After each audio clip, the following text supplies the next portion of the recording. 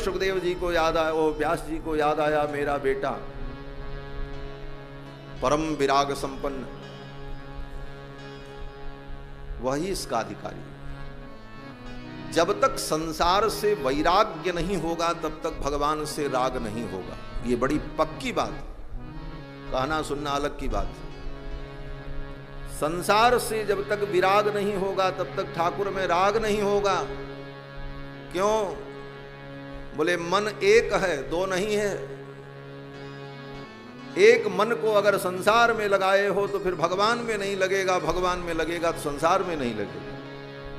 इसीलिए गोपियों ने कहा, उधव मन न भये 10-20, एक हतो सो गयो श्याम संग को आराधे ईस। उधव मन न भये 10-20, मन एक है।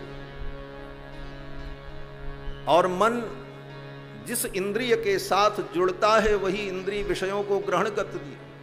यही मन की उपस्थिति का प्रमाण है।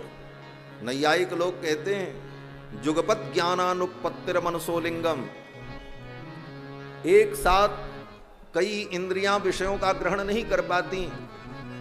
जिस इंद्रिय के साथ मन संयुक्त होता है वही इंद्रिय विषय को ग्रहण करती है। क्यों? बोले मन एक है, दो थोड़ी है।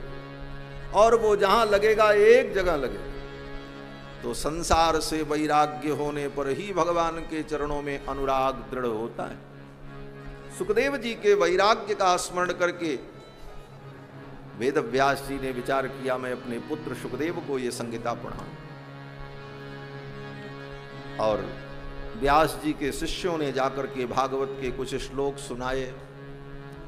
सुखदेव जी अपनी समाधि छोड़ करके चले आए कथा सुनने के। ये शिक्षा है। क्या शिक्षा है? बोले समाधि कोई साधारण चीज नहीं है। योग मार्ग में यम नियम आसन प्राणायाम प्रत्याहार धारणा ध्यान तब समाधि अंतिम सोपान है। और उस समाधि को प्राप्त करने के लिए योग की प्रथम सीढ़ी को ही पार करना बड़ा कठिन है। यम, योग की जो पहली सीढ़ी है यम, अहिंसा सत्यमस्तेय ब्रह्मचर्य अपरिग्रह, इतना ही होना असंभव है जीवन में। 8वीं कोटि तक पहुंचना तो बहुत दूर की बात। और जन्म सिद्ध योगी सुखदेव भगवान समाधिस्थ थे, लेकिन उस समाधि को भी छोड़कर कथा श्रवण करने के लिए आए। समाधि में ध्यान के बाद जो समाधि है, समाधि में ध्येय ध्याता और ध्येय तीनों एक हो जाते। किसी का नाम समाधि।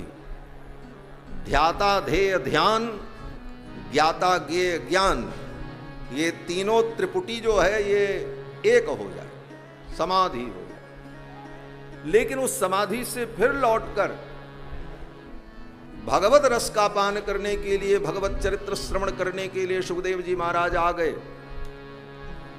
हमारे पूज्य गुरुदेव भगवान कहते, इस कथा के लिए सुखदेव जी ने अपनी समाधि छोड़ दी।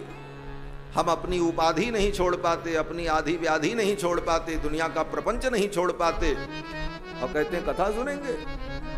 सुखदेव ने अपनी समाधि त्याग दी महाराज, और आए पिताजी के चरणों में बैठ गए। पिताजी मुझे कथा सुनाओ भगवान। श्री व्यास जी महाराज ने यह दिव्य भागवत कथा सुखदेव जी को सुनाई और सुखदेव जी ने इसे श्रवण करके धारण कर दिया।